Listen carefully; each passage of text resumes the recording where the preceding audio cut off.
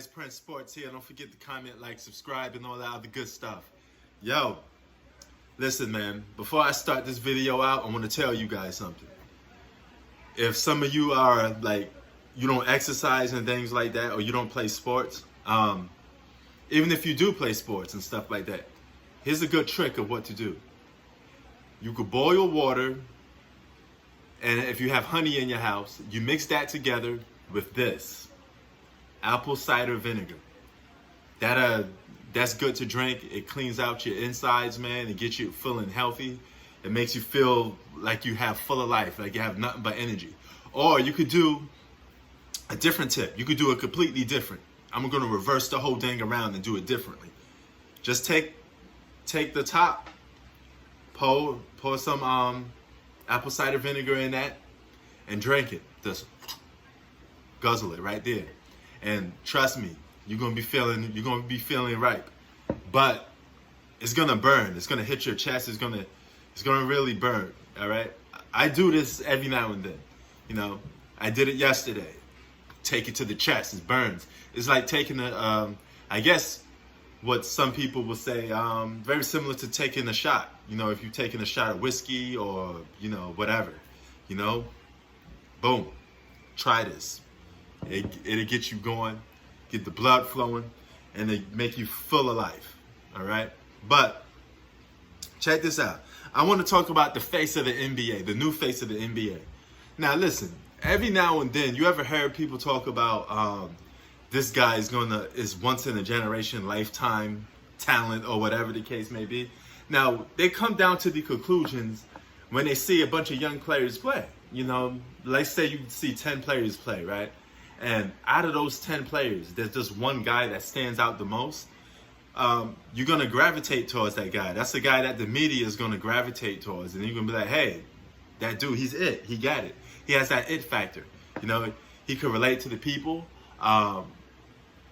He has good talent. He knows how to put people in the seats, things of that nature. Those are guys that you need to look out for that could potentially turn the NBA upside down on its face because they just have that talent. You know, Michael Jordan was that one dude. LeBron James is that one dude for this generation.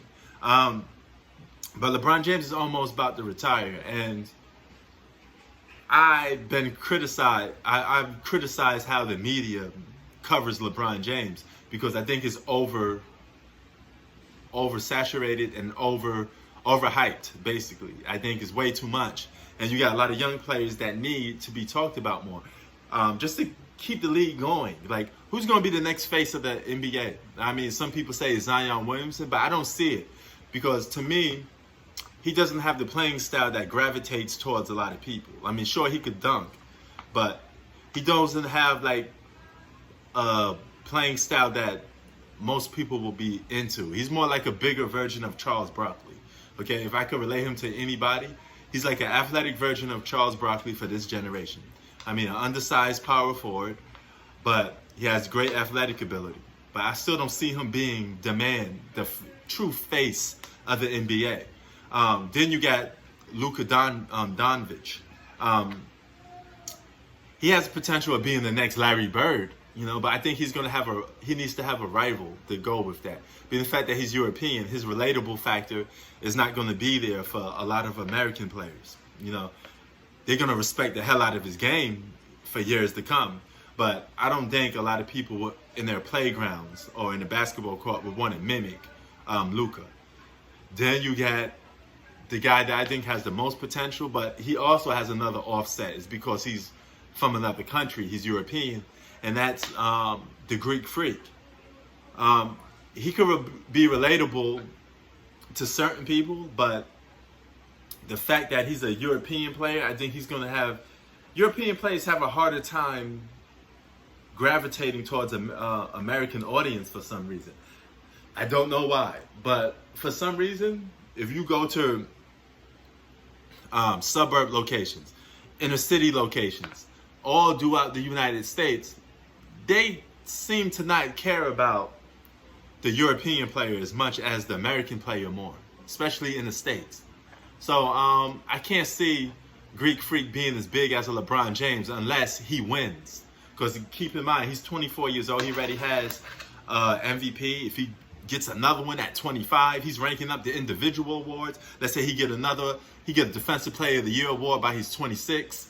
I think he will win over the American audience. I think it's going to be hard for a European player to win over the American audience.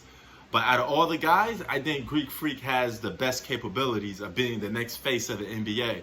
But he has to do stuff to catch people's attention off the court as well. Now, if none of these players make it to be the face of the NBA, we're going to have a completely new face. That means we're going to have to just wait for that special draft.